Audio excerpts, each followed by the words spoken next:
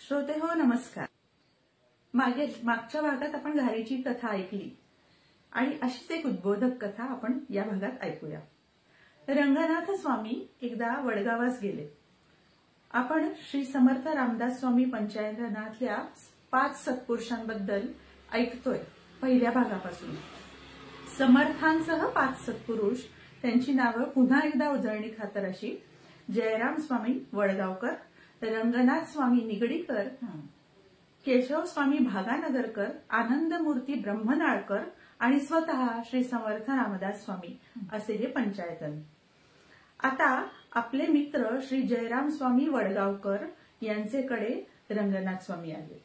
जयराम स्वामींना अत्यंत आनंद झाला की अरे आपले मित्र आलेले आहेत, खूप आनंद झाला। दोघांचा सुखसंवाद झाला। गावातली मंडळी आली, मठातली शिष्यमंडळी आली आणि सगळेजण अगदी आनंदामध्ये बसले होते। स्थिर स्थावर झाल्यावर जयराम स्वामींनी रंगनाथ स्वामींना विनंती केली, श्रीकृष्ण स्वामींची गुरूंची पुण्यतिथी माघ पौर्णिमेला आहे, त्यानिमित्ताने मोठा उत्सव आहे। जयराम स्वामी रंगनाथ स्वामींना सांगतात, तेव्हा त्यावेळी आपण अवश्य यावे। आग्रहाचे निमंत्रण आहे बरं का। रंगनाथ स्वामींनी अर्थातच होकार दिला। पुढे काही दिवसांनी रंगनाथ स्वामी भागानगरला गेले। हे सगळं बोलणं झालं आणि ते भागानगरला गेले। तिथे केशव स्वामींची भेट घेतली। परस्परांमध्ये आध्यात्मिक अशी चर्चा झाली आणि 3-4 दिवस असेच त्यांचे चर्चेमध्ये निघून गेले। प्रातःस्नान करून संकल्प करताना माघ पौर्णिमा असा तीर्थाचा उच्चार झाला स्नान झाल्यानंतर, आणि त्यांना अगदी एकदम जयराम स्वामींनी आपल्याला बोलवल्याचं स्मरण झालं। कारण माघ पौर्णिमा हा पटकन त्यांना आठवलं आणि स्मरण झालं, आपण सांगितलं होतं की मी अवश्य येईन उत्सवाला, कृष्ण स्वामींच्या उत्सवाला नक्कीच येईन, आणि या वचनाची त्यांना एकदम आठवण झाली। आता मात्र त्यांचं मन व्याकुळ झालं, विसरून गेले ना ते एकदम। आणि आजच तो उत्सव आहे, आता जायचं कसं, अंतर एवढं लांब, आजच उत्सव। श्रीकृष्ण स्वामींच्या पुण्यतिथीला समर्थ रामदास स्वामी देखील आले असतील, अनेक संत मंडळी आली असतील, मठात अलोट गर्दी असेल, आपण पार विसरून गेलो याची खंत झाली त्यांना आणि ते बेचैन झाले। जयराम स्वामींचं सारे आपली प्रतीक्षा करत असतील, आपली वाट बघत असतील। इतकंच नाही तर समर्थ आणि अन्य संत देखील आपल्याशिवाय महाप्रसादाचं सेवनही करणार नाहीत, आणि हे विचारचक्र त्यांचं सुरूच राहिलं। आणि हे विचारचक्र सुरू असतानाच स्वस्थ बसून तर चालणार नव्हतंच, काही ना काही करणं आवश्यक आहे। तर त्यांनी आपल्या खिसमतकाराला आपला घोडा तयार करायला सांगितला। क्षणार्धात घोडा हजर झाला। वायू वेगाने पळणाऱ्या घोड्यावर स्वामी आरूढ झाले। घोड्यावर टाच मारली आणि घोडा वायू वेगासारखा, गरुडासारखा वेग घेऊन पळू लागला। दुपारची वेळ होती, घोडा धावतोय धावतोय धावतोय आणि सारखा धावता धावता आता सूर्य मावळतीकडे झुकला। रात्रही झाली, सर्वत्र अंधाराचं साम्राज्य, आणि तेव्हाचा काळ 8 वाजला। भयान शांतता, फक्त घोड्याच्या टापांचा आवाज तेवढाच, बाकी काही नाही, नीरव शांतता। आता आडवाटेने जाताना रंगनाथ स्वामींच्या समोर काही रामोशी उभे ठाकले। रामोशी म्हणजे आजकाल आपल्याला कळणार नाही, पण म्हणजे लुटारू किंवा वाटमारी करणारे जे असतात ते। हा, त्यांनी काय केलं, त्या घोड्याचीच मागणी केली रंगनाथ स्वामींना की तुमचा हा घोडा आम्हाला द्या, याच्यावरून ते जात आहे। हो, ते लुटायचंय ना। तर रंगनाथ स्वामी म्हणाले, तुम्ही रामोशी, पराक्रम फार आहे तुमचा, अशा आम्हाला वार्ता ऐकलेल्या आहेत, आम्ही ज्ञात आहे आम्हाला, काहीतरी पराक्रम आम्हाला करून दाखवा, तरच मग तुम्हाला हा घोडा आम्ही प्रदान करू। रामोशी तयार झाले।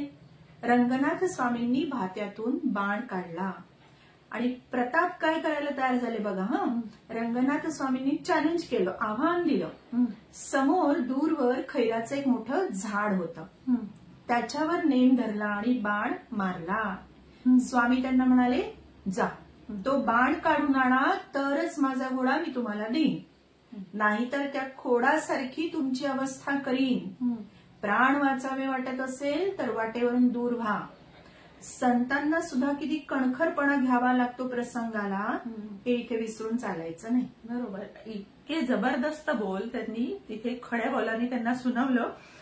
त्या निशाचरांनी, रामोशींनी त्या झाडात घुसलेला बाण बाहेर काढायचा कसोशीनं प्रयत्न केला, खूप प्रयत्न केला. अनेकांनी महत् प्रयास केले, रामोशी असून देखील, पण बाण जरा सुद्धा हल्ला नाही. धट्टे कट्टे रामोशी, त्याच्यासाठीच प्रसिद्ध असलेले ते रंगनाथ स्वामींना शरण आले आणि स्वामींना त्यांनी सगळ्यांनी नमस्कार केला आणि वाट मोकळी करून दिली. कथा इथेच संपत नाही. रंगनाथ स्वामींनी आपल्या घोड्यावर मांड टाकली आणि तिथून निघाले. पुन्हा पवन गतीने तो घोडा धावू लागला. बरंच अंतर पार केलं. घोडा आता वेशीवर आला, नगराच्या वेशीवर, जिथे त्यांना जायचं होतं. जयराम स्वामींना अंतर्ज्ञानाने आता कळून चुकलं की आता हे जवळ आलेले आहेत. त्यांनी पटकन शिष्यांना हाक मारली आणि म्हणाले, अरे रंगोबा आले आहेत, त्यांच्या स्नानासाठी ताबडतोब पाणी ठेवा बघू. लोक बोलत रंगनाथ स्वामी मठात येऊन पोहोचलेच. मठातल्या शिष्यांनी घोडा तबेल्यामध्ये बांधला. रंगनाथ स्वामींनी आपलं मस्तक समर्थ चरणांवर ठेवलं. समर्थ म्हणाले, रंगोबा एवढा उशीर केला यायला? तुम्ही महाप्रसादाला येणार म्हणून आम्ही तर उपाशीच आहोत, केव्हाची आपली वाट बघतो आहोत. रंगनाथ स्वामींनी वाटेत घडलेला हा सर्व वृत्तांत सांगितला. सगळी मंडळी आश्चर्याने त्यांच्याकडे बघत होती. हे सगळं ऐकलं आणि महाप्रसाद झाला. त्यांच्या येण्याने अतिव आनंद झाला. महाप्रसाद झाला, तांबूल सेवन झालं. तेवढ्यात रंगनाथ स्वामींकडे एक खिसबतदार धावत आला आणि म्हणाला, तुम्ही घोड्याला सोडून येताच मी त्याच्या पाठीवरची बैठक काढली आणि त्याने जमिनीवर लोळण घेतली.